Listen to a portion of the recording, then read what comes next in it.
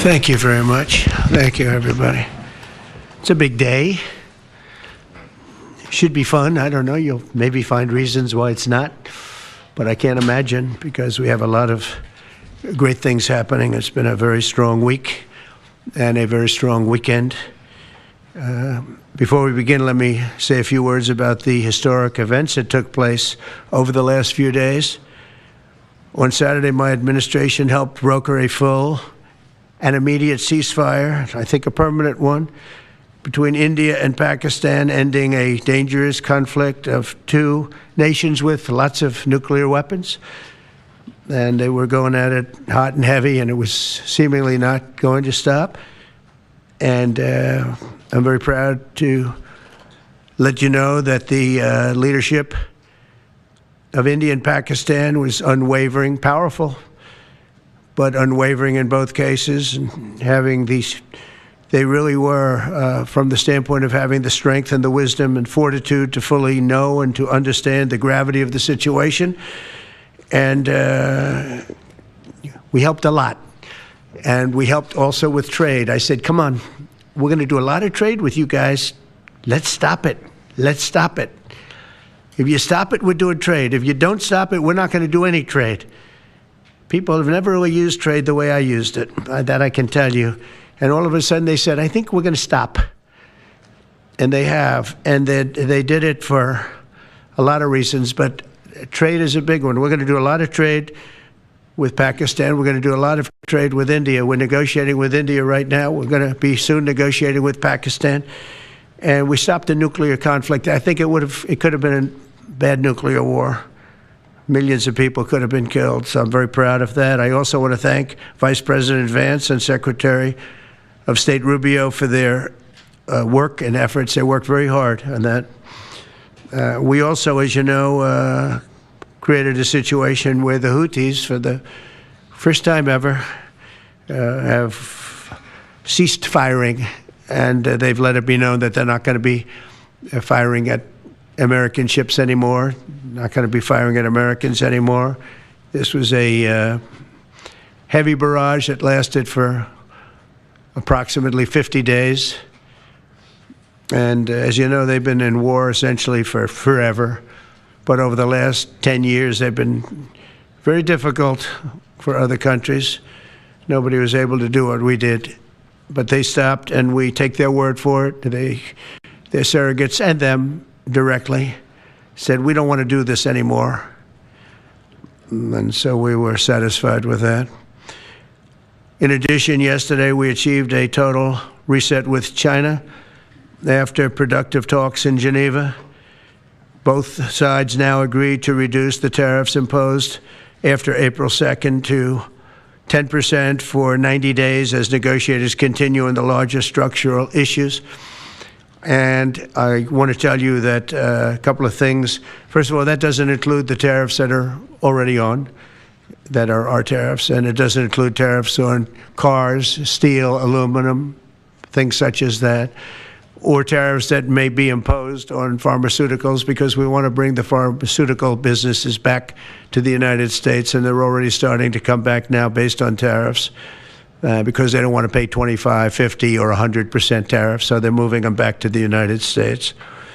I spoke to Tim Cook this morning, and he's going to, I think, even up his numbers, $500 billion. He's going to be building a lot of plants in the United States for Apple, and we look forward to that. I really do look forward to that. But the talks in Geneva were very friendly. The relationship is very good. We're not looking to hurt China. China was being hurt very badly. They were closing up factories. They were having a lot of unrest.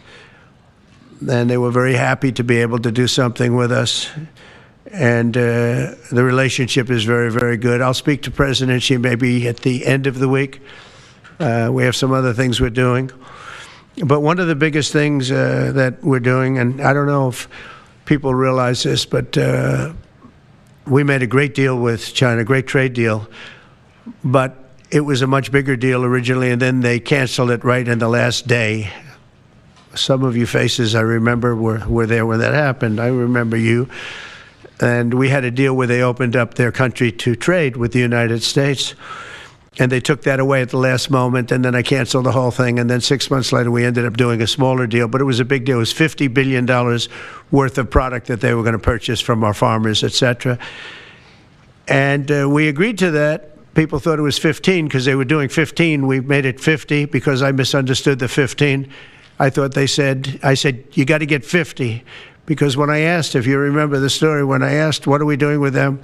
My Secretary of Agriculture at the time, Sonny Perdue, said, sir, it's about 15 billion and we're asking for 15. And I thought he said 50. So I said, so they came back with a deal at 15. And I said, no way, I want 50 because you said 50. They said, sir, we didn't say that. Anyway, bottom line, I said, go back and ask for 50. And they gave us 50. And they were honoring the deal. And we would call them up a lot for the corn and for the wheat and for everything. They were honoring the deal.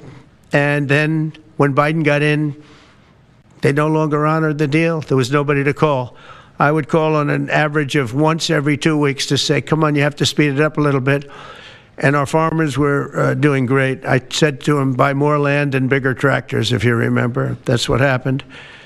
But the deal was a very good deal. But the best part of the deal was that we opened up China. China agreed to open itself up to American business to go in.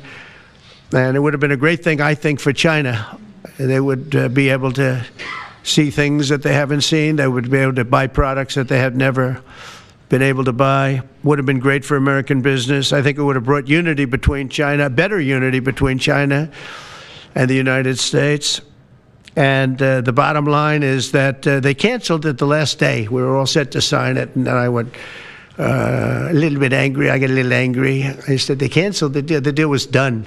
It was all ready to be signed. And people went over, they came back to me, sir, they don't want to sign the opening up China. Well, the biggest thing that we're discussing is the opening up China, and they've agreed to do that. But it's going to take a while to paper it. You know, that's not the easiest thing to paper. But that's the single, I think, to me, some people would disagree. Some people would say we're getting a lot of money with tariffs or whatever. But, you know, especially when you add what we already have. Because remember, we're already getting the 50% on steel and different things. That's not included in these numbers. So you can add that. But the biggest thing to me is the opening up. I think it would be fantastic for our businesses if we could go in and compete with China. It would be a lot of jobs for China. It would be, I think, at a time when they can frankly use the jobs. And that's what we're talking about. So that's a very, very important element to add. So when Scott, I watched him speak the other day, and I think he didn't want to say it, but I said, it's okay to say it. Look, if we don't get it, we don't get it. But if we don't get it, it won't be a positive thing. But if we do get it, I think it's maybe the most important thing to happen. Because if you think about it, we opened up our country to China. They have very few restrictions. And they didn't open their country to us. Never made sense to me. It's not fair. And they've agreed to open China, fully open China. And I think it's going to be fantastic for China. I think it's going to be fantastic for us. And I think it's going to be great for unification and peace. China will also suspend and remove all of its non-monetary barriers. They've agreed to do that. Well, they're very numerous. But again, to me, the biggest thing that came out of that meeting is they've agreed. Now we have to get it papered, but they've agreed to open up China. It's going to be great for everybody. And third, I'm very happy to announce that Idan Alexander, an American citizen who until recently most thought was no longer living, thought was dead, is going to be released in about 2 hours, actually. And he's going to be released before the eyes of Steve Witkoff, who has done a fantastic job. I know a lot of people, they have a lot of talent. I know Steve had a lot of talent. But I know a lot of people with a lot of talent, but there's one that I thought had a special way about him, special personality, aside from being a good deal maker, had a special way about him, and it was Steve. Knew very little about the subject matter, who does, but he learned it in about 2 hours. and he's been fantastic. So I want to just thank Steve. But they're going to be releasing Idan in about 2 hours from now, or sometime. And again, they thought he was dead just a short while ago. His parents are so happy. They're so happy. So it's, as you know, Idan's the only American citizen who's captured and held hostage by Hamas since October 7th, 2023. And he's coming home to his parents.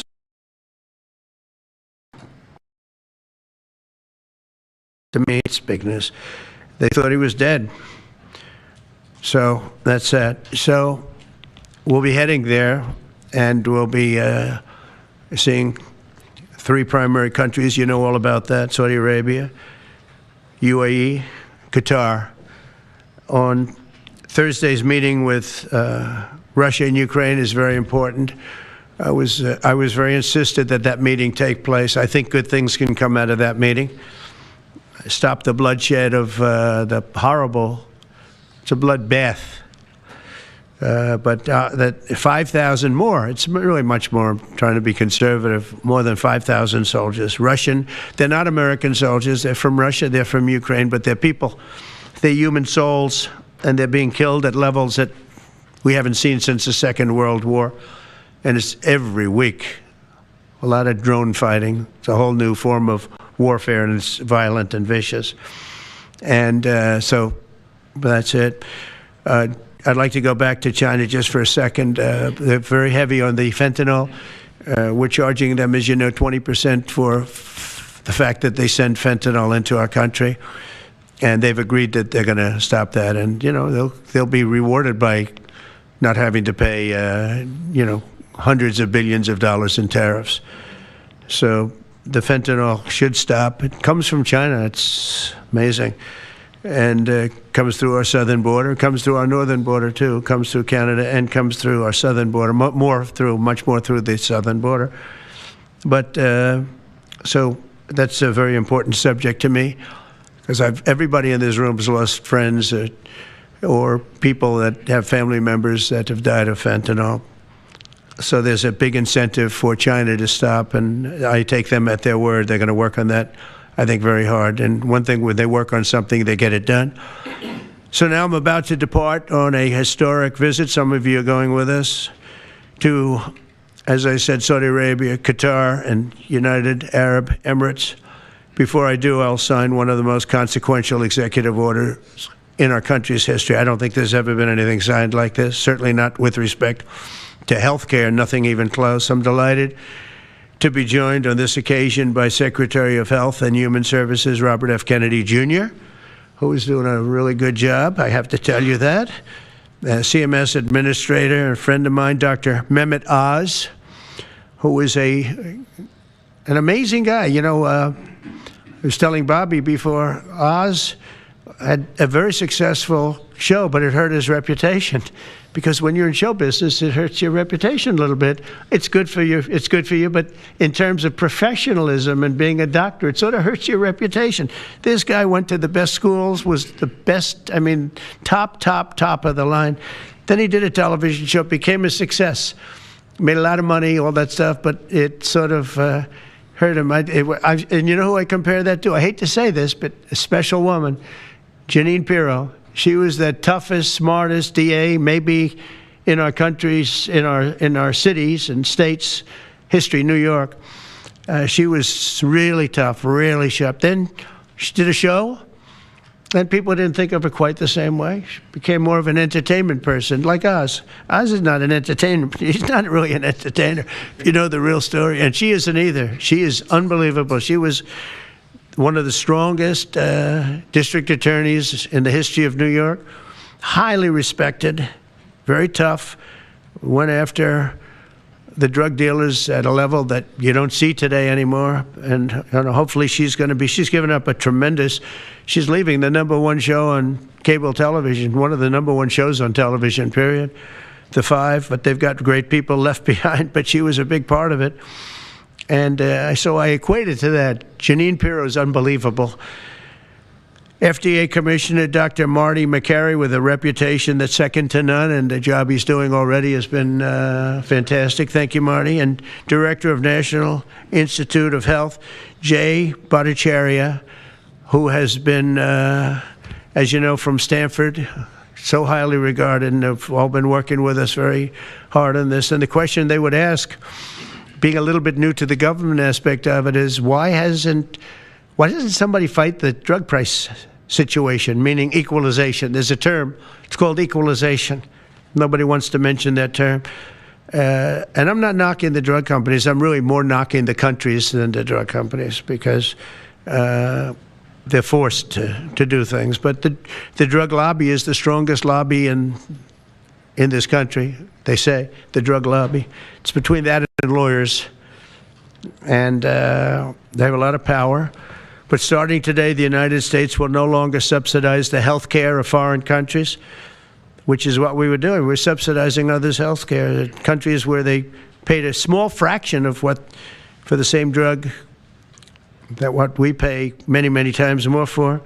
And we'll no longer tolerate profiteering and price gouging from Big Pharma. But again, it was really the countries that forced Big Pharma to do things that, frankly, I'm not sure they really felt comfortable doing. But they've gotten away with it, these countries. European Union has been brutal.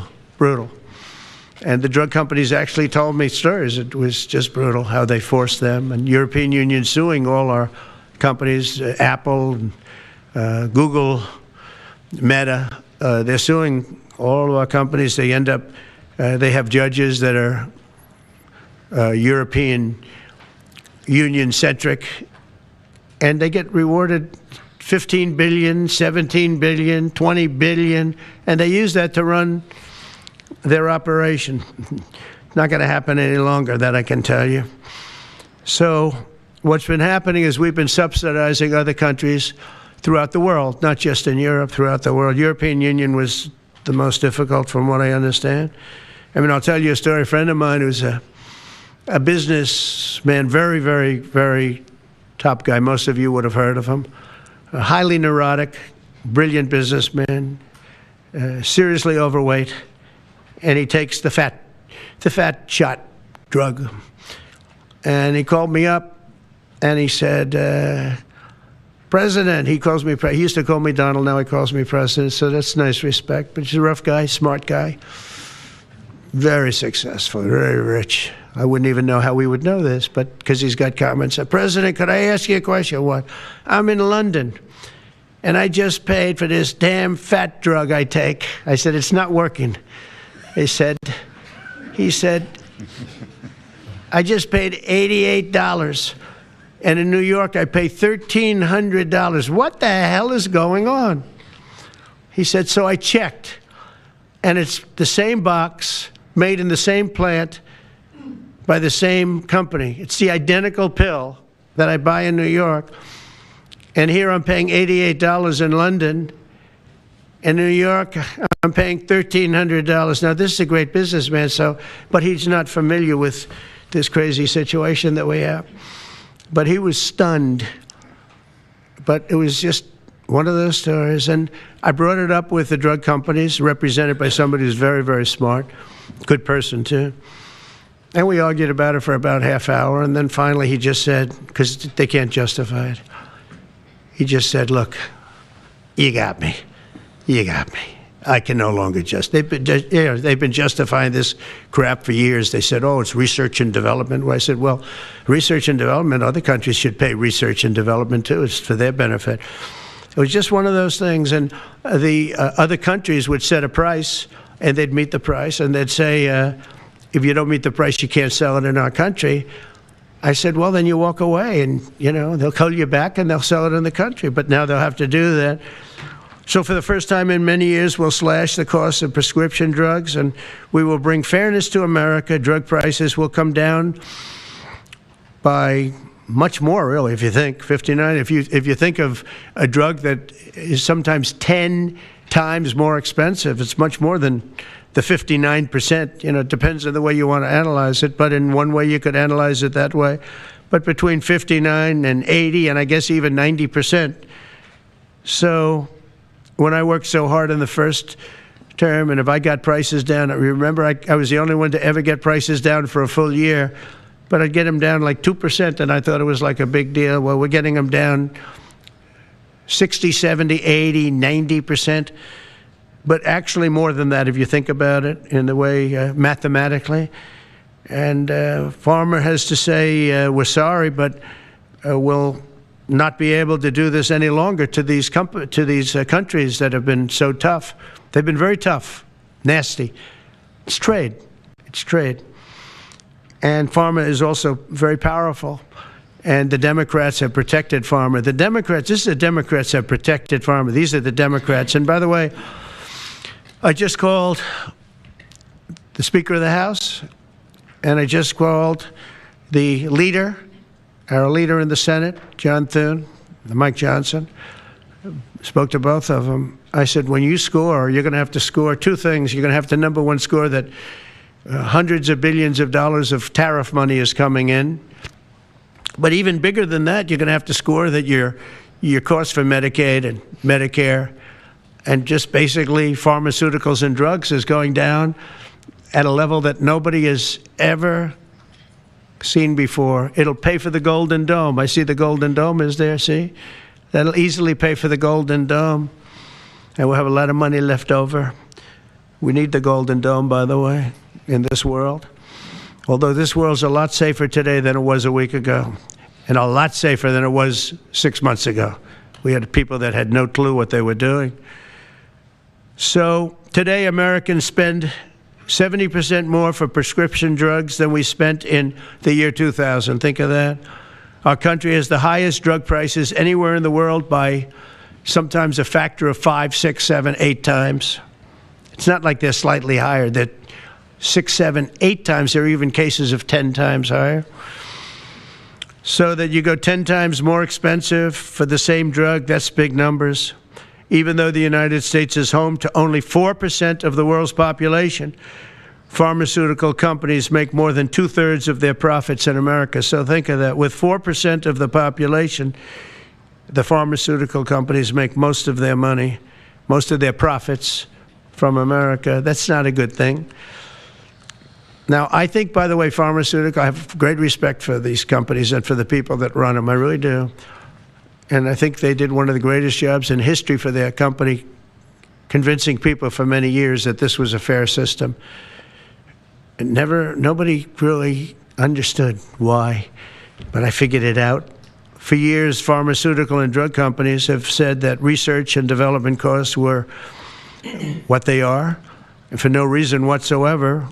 They had to be borne by America alone. Not anymore, they don't. This means American patients were effectively subsidizing socialist healthcare systems in Germany, in all parts of the European Union. They were the toughest of all. They were nasty. And I see that. I see that with trade, too. European Union is in many ways nastier than China. Okay? And we've just started with them. Oh, they'll come down a lot. You watch. We have all the cards. They treated us very unfairly. They sell us 13 million cars. We sell them none. They sell us their agricultural products. We sell them virtually none. They don't take our products. That gives us all the cards, and very unfair. So they're going to have to pay more for health care, and we're going to have to pay less. That's all it is. And believe it or not, because it's really the world we're talking about, not just the European Union, but because it's the world, the numbers are for the healthcare company not as bad as you would think. They'll make the same. I think the healthcare companies should make pretty much the same money. I really don't believe they should be affected very much, because it's just a redistribution of wealth. It's a redistribution where it could be the same top line, but it's going to be distributed differently. Europe's going to have to pay a little bit more. The rest of the world's going to have to pay a little bit more, and America's going to pay a lot less. Again, because it's a much smaller population than when you think of the whole world.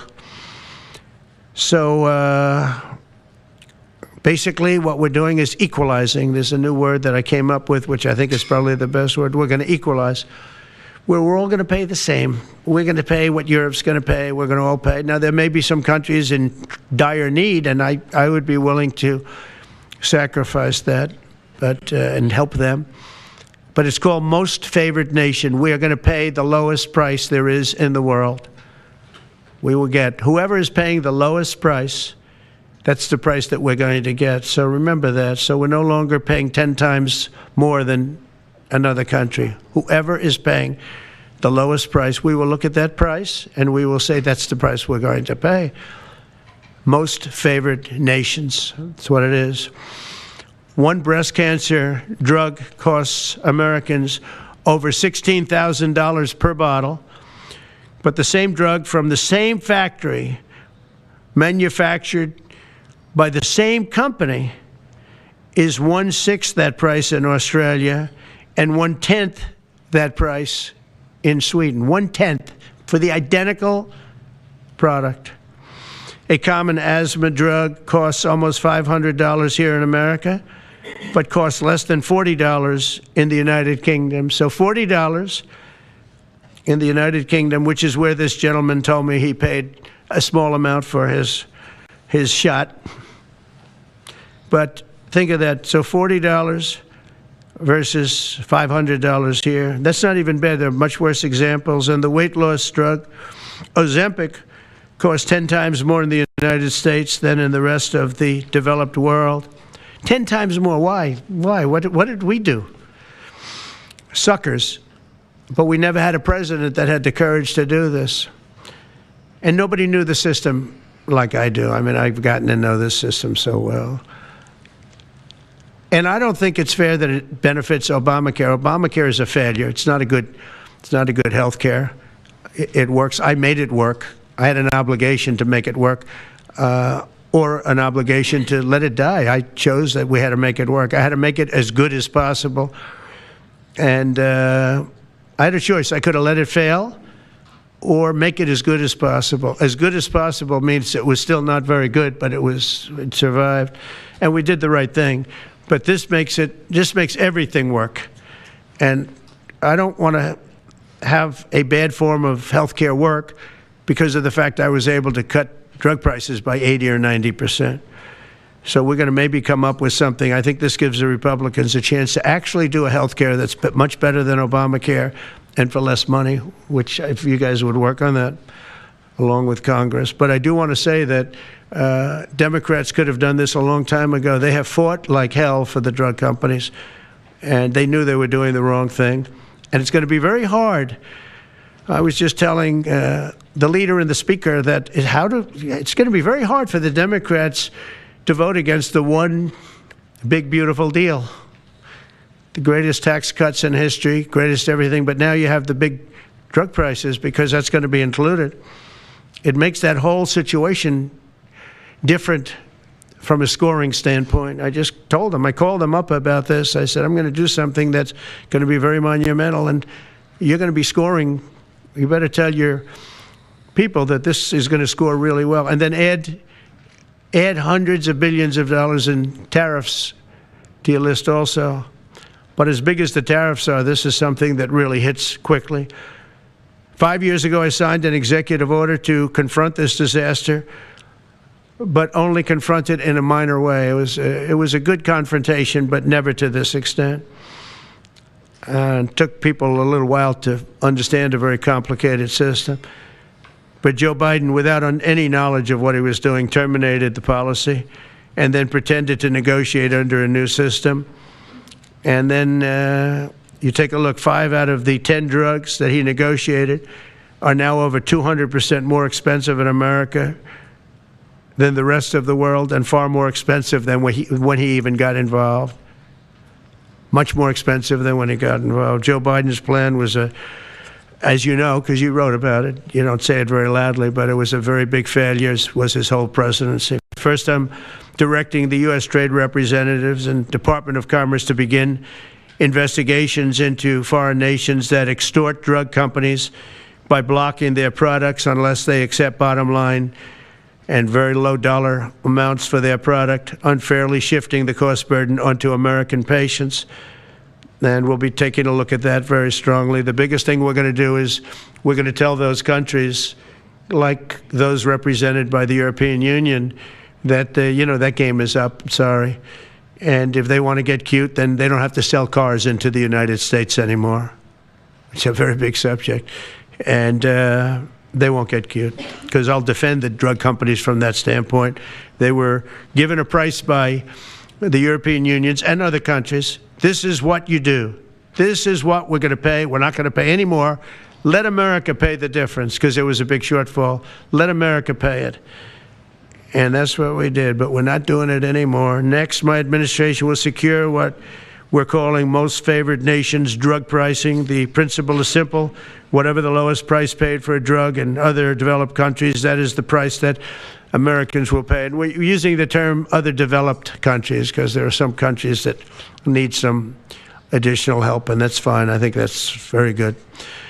Some prescription drug and pharmaceutical prices will be reduced almost immediately by 50 to 80 to 90%. Big Pharma will either abide by this principle voluntarily or will use the power of the federal government to ensure that we are paying the same price as other countries.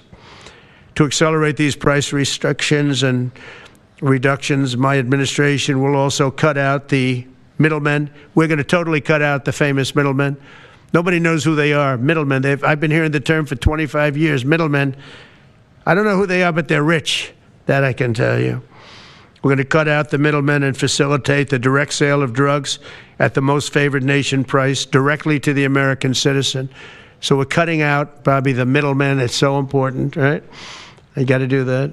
They're worse than the drug companies. They don't even make a product, and they make a fortune. It's very smart business people, that I can tell you. If companies make no significant progress toward most favored nation pricing, which we will insist that they do, so I think I'm wasting time talking about it. We're going to insist upon it. And we'll insist, and we're going to help the drug companies with the other nations, because those other nations do a lot of trading with us. They need our trade, just like China needed us very badly. They need us just as badly. We will do whatever we have to with trade, just like we did some great things with trade with India and Pakistan. It really helped the situation, very heated situation. Could have lost millions of people, more than millions. I mean, many millions of people. And they want to do business with America, but we never used our powers that way. We never knew how. We never had people that knew how to do that. We'll also open up America's market to safe and legal imports of affordable drugs from other countries, putting dramatic downward pressure on prices. And if necessary, we'll investigate the drug companies, and we'll, in particular, investigate the countries that are doing this, and we will add it onto the price that we charge them for doing business in America. In other words, we'll add it onto tariffs if they don't do what is right, which is everybody should equalize. Everybody should pay the same price. And special interests may not like this very much, but the American people will. I am doing this for the American people. I'm doing this against the most powerful lobby in the world, probably the drug lobby, drug and pharmaceutical lobby. But it's one of the most important orders, I think, that's ever been signed, certainly with regard to health care or health in the history of our country, and it's an honor to be a part of it. And I'd like to ask Robert F. Kennedy to say a few words, please. Thank you. Thank you, Mr. President. This is an extraordinary day. This is an issue that, I grew up in the Democratic Party, and every major Democratic leader for 20 years has been making this promise to the American people. This was the fulcrum of Bernie Sanders' runs for presidency, that he was going to eliminate this discrepancy between Europe and the United States. But as it turns out, none of them were doing it. It's one of these promises that politicians make to their constituents, knowing that they'll never have to do it. And the reason they'll never have to do it is because they know that Congress is controlled in so many ways by the pharmaceutical industry. There's at least one pharmaceutical lobbyist for every congressman, every senator in Capitol Hill, and every member of the Supreme Court. By some estimates, 3. Pharmaceutical companies, the industry itself spends 3 times what the next largest lobbyist spends on lobbying. So this was an issue that people talked about, but nobody wanted to do anything because it was radioactive. They knew you couldn't get it by Congress. We now have a president who is a man of his word, who has the courage. President Trump was taking money from the pharmaceutical industry too. I think they gave you $100 million. But he can't be bought, unlike most of the politicians in this country. And he is standing here for the American people. I don't know what, there's writers like Lord Elizabeth Warren or Robert Reich who are saying that President Trump is on this side of the oligarchs. There has never been a president more willing to stand up to the oligarchs than President Donald Trump. And I'm very, very proud of you, Mr. President, for your courage, I'll say, because I don't want to be crude, your intestinal fortitude, your stiff spine, and your willingness to stand up for the American people. We have 4.2% of the world's population. Our country represents 75% of the revenues for pharmaceutical companies. We spend in our country $1,126 per capita on drugs. In Britain, they spend about $240. They spend 1/5 of what we do.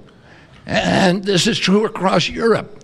And the drug companies, Europeans, if you ask them, it made no sense what they were saying. America has to pay for this innovation or it's not going to happen.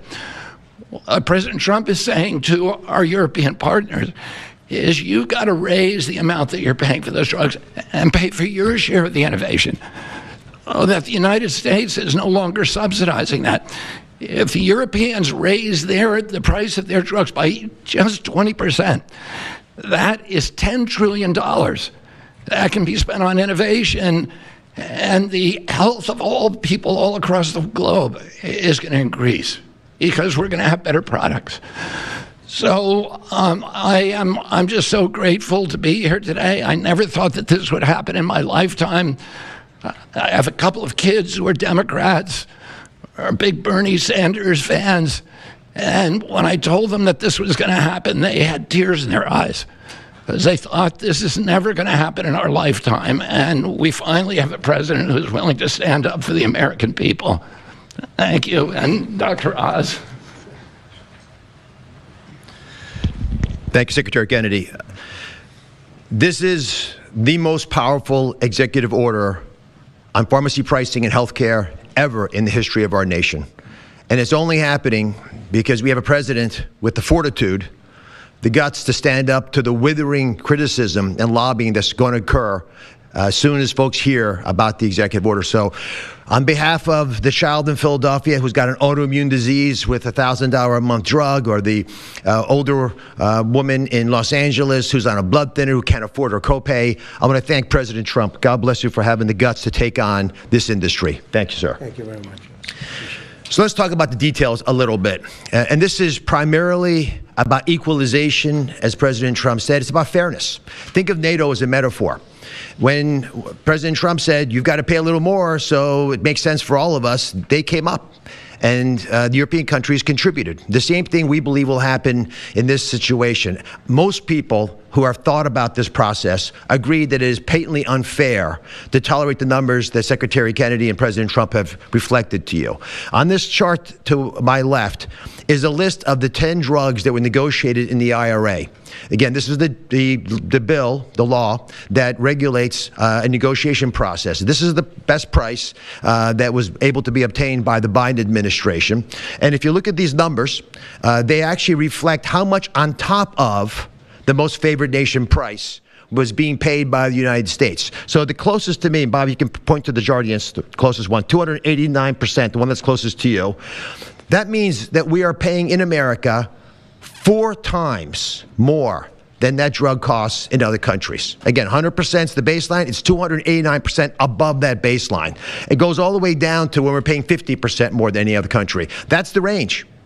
As was pointed out by President Trump, half the time we're paying 3 times more than is paid in other countries. It doesn't make any sense for the system. That stated, President Trump has over and over again indicated, and Secretary Kennedy reflected as well, we want innovation. We want our technology partners doing the best they can to make the best solutions for drugs to cure as many people in America and around the world as possible. By getting our allies to pay a bit more, as they should be, and they should have for many years been doing, will course correct a problem that's gotten out of hand. And by doing that in a thoughtful, effective way, we're going to be able to get the pharmaceutical industry whole. Those jobs will still be here, will still be productive, will still be curing cancer and a slew of other ailments that plague humanity. America will still be the leader in this space, but we'll be paying the appropriate amount, the right-sized amount for those tasks. So over the next 30 days, the 4 of us up here, together with people standing in the back of this room who are doing a lot of the heavy lifting, are going to be approaching pharmaceutical companies to talk specifically about what we want the most favored nation price to be based on the best data we have. We're looking forward to a thoughtful interaction with these corporate leaders, many of whom we've spoken to and in quiet will agree the system is not right the way it is. They're patriotic Americans. They want what's right. But the fact that in my lifetime, as Secretary Kennedy said, for the first time, we have a thoughtful and aggressive approach, thanks to President Trump, on taking on the special interests, should give all Americans confidence that this is an administration that stands for fairness, and it should chill the waters for those who believe they can push us away from our North Star, which is to take care of the American people. Mr. President, God bless you. Thank you very much. Thank you. Jay, you want to go next? Sure. Yep. So I teach economics at Stanford as well as health policy. And one thing that's really, really simple in economics is that when you have a persistent price difference for the same product between 2 countries, there is something deeply wrong. And what President Trump has done is a historic measure that should have been done a long time ago. What we're going to do is make sure that those prices become much closer to equal, like a competitive market you'd expect. Right now what's happening is the American people are subsidizing in large fraction the research and development efforts for drug companies around the world by the higher prices that we pay. With this new order, Europe will share the burden of that. And in fact, if you may think of it as like as somehow it's going after drug companies, actually it's helping drug companies. Because what we're also going to do with this order, what President Trump has done with this order, is he's said to European governments, look, if you are taking advantage of the drug companies by forcing them to charge very, very low prices, we're going to defend American drug companies in Europe. At the same time, we're standing up for the American consumer who's been paying far too high prices for far too long. I can go back decades to point to congressional reports after government report after government report of tremendously high drug prices, much higher than the rest of the world, and nothing has been done about it until this moment. And I'm really, really proud, President Trump, that you've done this. I'm really proud to be included in this and looking forward to the work ahead. Thank you, Jay. Great. Thank you, Mr. President. On behalf of the many doctors I've talked to about this very issue, thank you for taking the bull by the horns. Presidents on both sides of the aisle have talked about this and floated it and said they've wanted to do it, so you've had the courage to do it. Thank you. I've been a surgical oncologist at Johns Hopkins for 22 years, and I have seen patients suffer. We didn't take an oath to heal patients and then watch their life get ruined financially, with their home, mortgage, retirement, going down the drain with GoFundMe campaigns, raising money from church communities and synagogues and friends they haven't seen in 20 years to try to raise money for what? For a system where Americans have been getting ripped off by 10, 12, 15 times higher prices than we see in other countries. The fundamental problem in healthcare is that we've had non-competitive markets.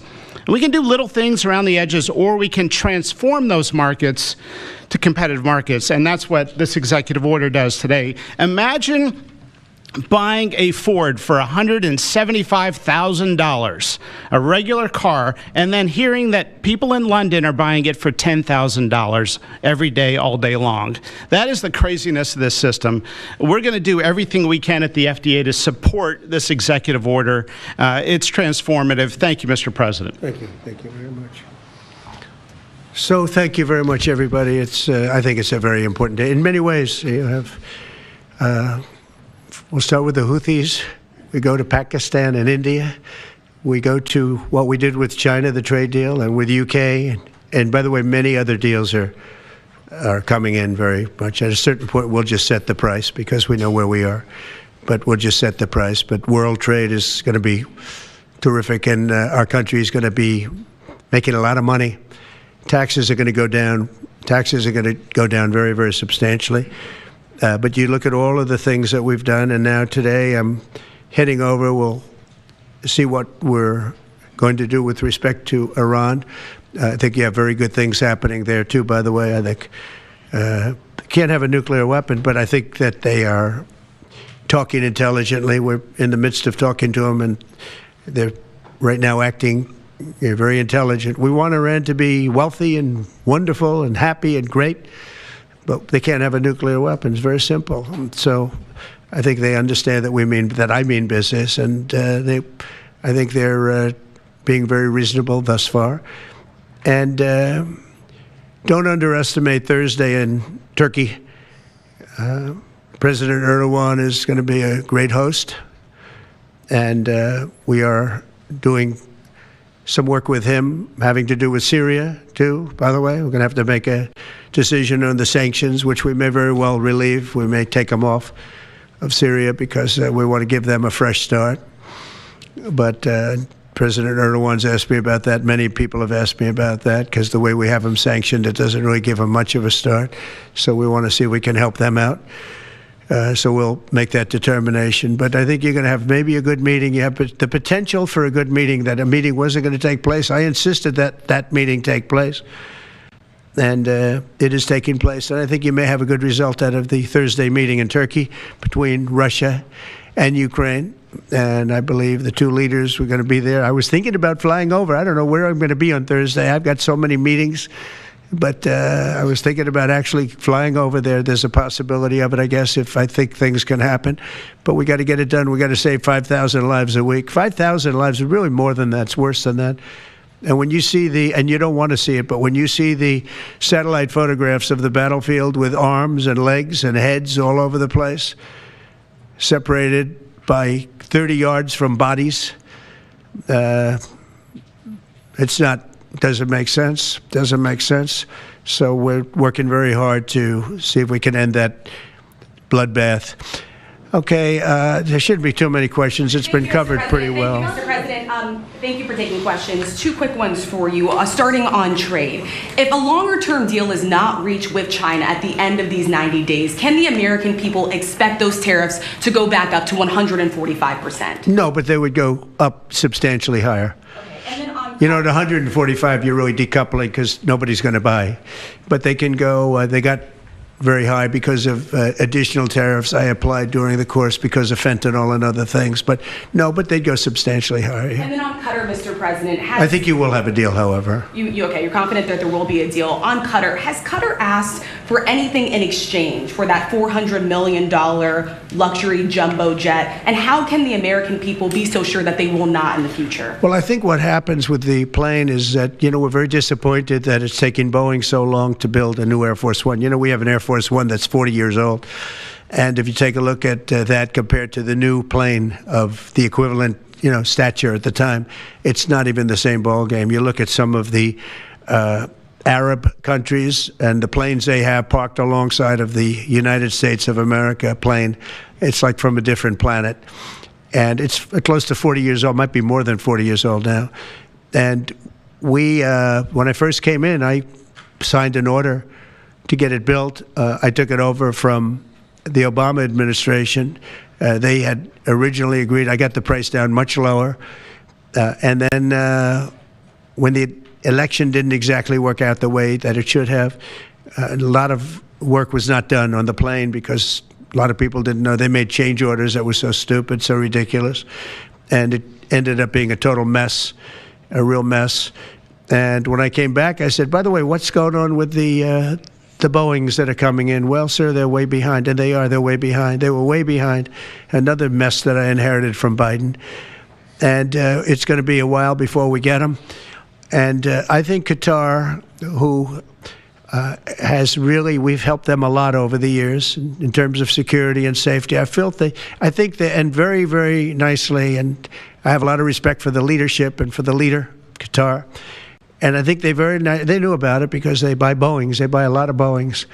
And they knew about it. And they said, we would like to do something. And if we can get a 747 as a contribution to our Defense Department to use during a couple of years while they're building the other ones, I think that was a very nice gesture. Now, I could be a stupid person and say, oh, no, we don't want a free plane. We give free things out. We'll take one, too.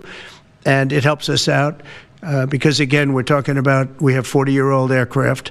The money we spend, the maintenance we spend on those planes to keep them tippy-top is astronomical. You wouldn't even believe it. So I think it's a great gesture from Qatar. I appreciate it very much.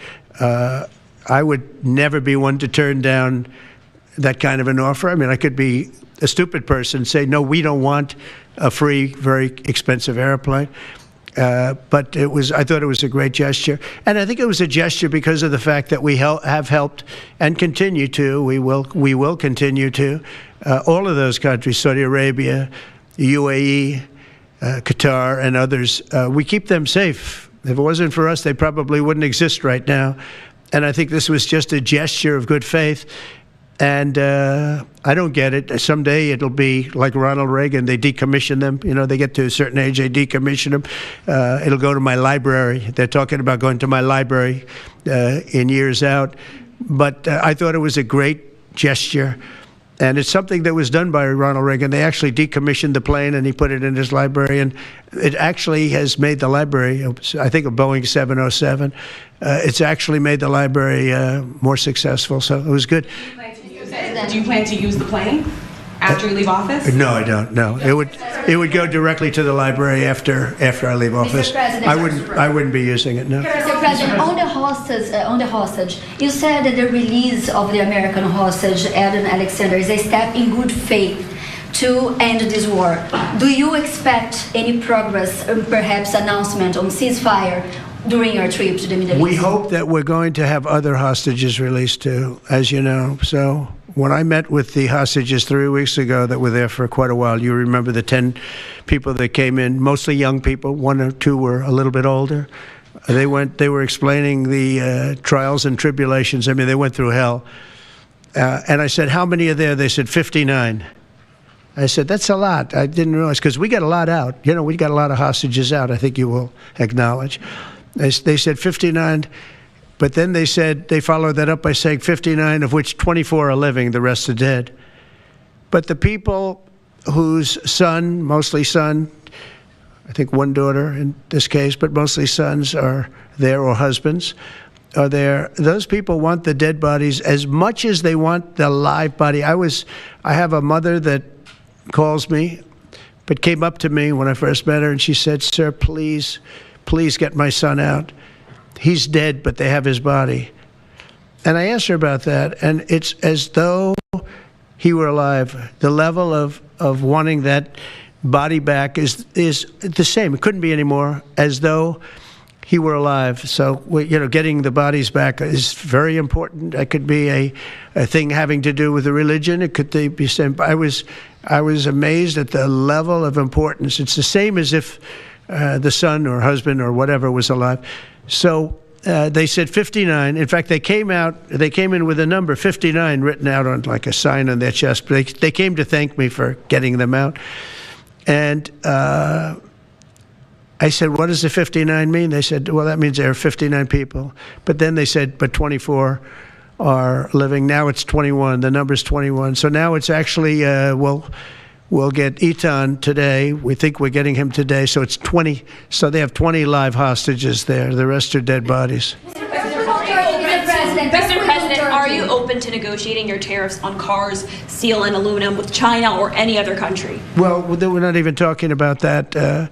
We're bringing the car business back into this country. We have commitments, and not only commitments, they've already started construction on many plants. They've left Mexico in a few cases. In a few cases, they've left Canada. They're not going to build in Canada. They're going to build here because we have the market, and the tariffs have been amazing. The election and the tariffs. November 5th was a big day, and on top of that, of course, you wouldn't have the tariffs without the election, I guess, if you look at it. But we have at least 11 committed massive car factories that are going to be built, that are in the process of being built.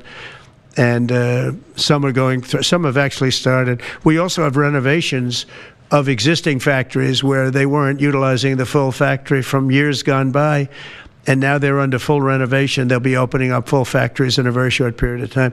Our car industry is, I think we're going to have the #1 industry. You know, if you look at Japan and these others, they do tremendously with cars, and they can do that too. But you know, if they want to sell cars in the United States, they're going to have to build factories in the United States, because I'm interested in cars for the United States. Now, one other thing is, in our tax bill, we're giving not only no tax on tips, no tax on Social Security, no tax on overtime, but also we're going to get a deduction for people that borrow money to buy a car if it's made in America.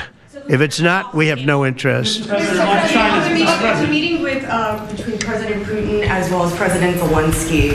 If President Putin doesn't show up to these talks in person in Turkey, will you join Europe in putting higher sanctions on Russia? If I felt it would be important toward getting the deal done, I'm the one that insisted on the meeting. They couldn't get a meeting because one said ceasefire, one said no ceasefire. It was going back and forth. I said, look, at this point, we got to stop it. Just go to the meeting. The meeting's been set. Go to the meeting on Thursday. And if I thought it would be helpful, I don't know where I'm going to be at that particular point. I'll be someplace in the Middle East, but I would fly there if I thought it would be helpful. Yeah, please. Refugees. I want to ask you about South African refugees. Dozens of Afrikaners who claim discrimination in their home country are heading to the United States, right, where your administration is going to welcome them as refugees. Now, this comes as you've halted virtually all refugee admissions for people fleeing famine and war from countries like Sudan and the Democratic Republic of Congo. Why are you creating an expedited path into the country for Afrikaners but not others? Because they're being killed, and we don't want to see people be killed. Now, South Africa leadership is coming to see me, I understand, sometime next week. And, you know, we're supposed to have I guess a G20 meeting there or something, but we're having a G20 meeting. I don't know how we can go unless that situation's taken care of, but it's a genocide that's taking place that you people don't want to write about, but it's a terrible thing that's taking place, and farmers are being killed. They happen to be white, but whether they're white or black makes no difference to me, but white farmers are being brutally killed, and their land is being confiscated in South Africa. And the newspapers and the media, television media, doesn't even talk about it. If it were the other way around, they'd talk about it. That would be the only story they'd talk about. And I don't care who they are. I don't care about their race, their color. I don't care about their height, their weight. I don't care about anything. I just know that what's happening is terrible. I have people that live in South Africa. They say it's a terrible situation taking place. So we've essentially extended citizenship to those people to escape from that violence and come here. Yeah. Please. Mr. President, thank you. Are you letting China off the hook for these 90 days, and do you really believe that they will follow through with non-tariff barriers and remove those? Non-monetary tariffs, yeah. Yeah, I think they're going to follow through. I think they want it very badly. I think they want the deal very badly. Again, this doesn't include the steel tariffs that I put on a long time ago that Biden tried to get off, but he couldn't get them off because it was too much money. You know, I took in hundreds of billions of dollars from China, what a lot of people don't know, but we put on the tariffs originally. And if I didn't do that, we wouldn't have a steel industry today. Now we have a thriving steel industry. It'll be thriving much more with what we're doing because this is the next level. But it doesn't include that, doesn't include cars, doesn't include pharmaceuticals when we do that. And the reason we're doing that will be to get them to come back in the country. You know, there are, again, I always say it because a lot of people forget, but if a company like Eli Lilly, which is making a massive investment in the United States right now. They're building many, many plants. They've already started like 7 of them, many plants, but they are not going to be tariffed. There's no tariff cost. So they're all doing that. They're all coming back to the United States. I mean, I'll tell you what, I hope I get the benefit of watching this because, as president, because, you know, it takes a little while to do this stuff. and we're doing it early in the administration. If you think of it, we have, I believe, if you look at the real total, it's over $10 trillion committed for plants and factories. Other administrations haven't had $1 trillion over a 4-year period, even over an 8-year period. We have over $10 trillion committed in one form or the other over 2 months. Give me a break. I'm here to hear 3, but let's give me a break on the first month. We want to get acclimated. But if you think about it, it's really 2 months. And so in 2 months, we have an investment already of over $10 trillion. And other presidents haven't had that done over a year, over 4 years in some cases. It's unprecedented. There's never been anything like it. It's a very exciting time in America. Thank you very much, everybody. Thank you. Who's in charge of the budget bill while you're gone, sir? I'll sign that. Yeah. Mr. President, are you ready to impose sanctions on Russia if Putin doesn't agree with the 30-day ceasefire? I have a feeling they're going to agree. I do. I have a feeling. And we see other countries, no European countries, involved, Mr. President, in the negotiations. The budget bill negotiations are taking place. Who in your administration is in charge of that while you're gone? Is it Everybody. Bobby, from the standpoint of medical, this group behind me, I mean, I think it's the best group ever assembled. In terms of medical, I think you're going to see a tremendous cut. I don't think. I mean, I know you're going to see it in Medicaid and Medicare. That cut will be massive because drugs are 50-60% of the cost. So Medicaid costs are going down and Medicare costs are going down because of what we're doing today. And there's no, it's not like, oh, gee, well, maybe it won't happen. It's going to happen because the other countries have no choice. Now, the drug companies are going to have to say, listen, if you don't pay more, we're not going to give you the drug, and they're willing to do that. So that's it. They have to, we have to equalize. Mr. President, what is Mr. Price controls? Say it? How do you respond to the fact that this... It's not price control, no. What was price control is before. If you want to talk about price control is what they were doing. They were making us pay. They set a price, and they said, here's what we're going to pay, and anything else charge America. Because at that time, they had a very stupid president, and it really went crazy during the last 4 years. And remember this, the Democrats are the ones that allowed this to happen. They were the ones that were the protector of this pricing system. And I think it's going to be very hard. You'll have to ask Democrats, are they going to vote against the one great, big, beautiful deal that's being negotiated now, tax cuts, etc., when now on top of the tax cuts and regulation cuts, all the things, now you're going to say that the price of your medicine is going down by 60, 70, 80%.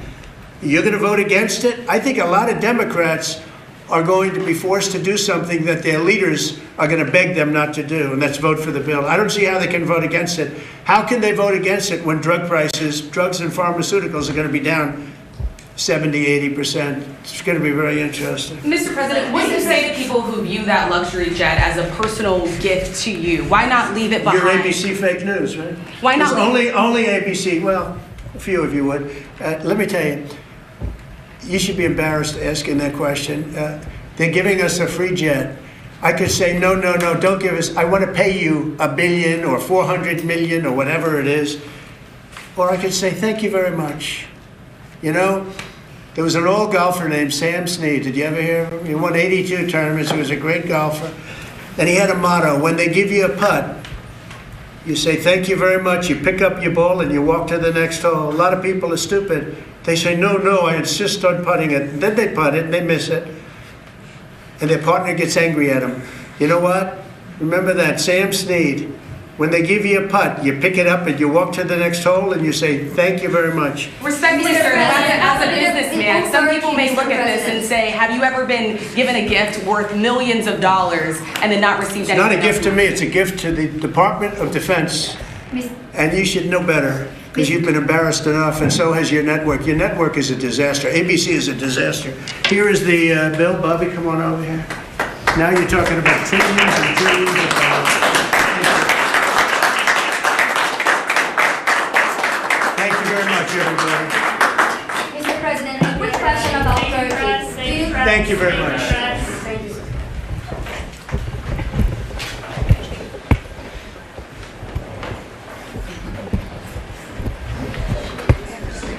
All right, so you just heard live and uninterrupted